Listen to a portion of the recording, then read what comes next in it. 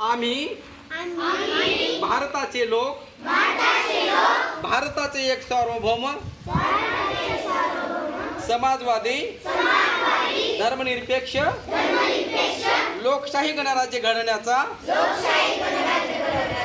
व त्यांच्या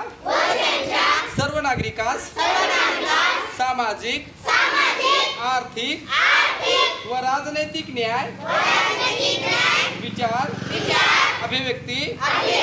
विश्वास श्रद्धा व उपासना यांचे स्वातंत्र्य दर्जाची व संधीची समानता निश्चितपणे प्राप्त करून देण्याचा आणि त्या सर्वांमध्ये व्यक्तीची प्रतिष्ठा व राष्ट्राची एकता आणि एकात्मता यांचे आश्वासन देणारी बंधुता प्रवर्धित करण्याचा संकल्पपूर्वक निर्धार करून आमच्या संविधान सभेत आज दिनांक 26 नोव्हेंबर 1949 रोजी याद्वारे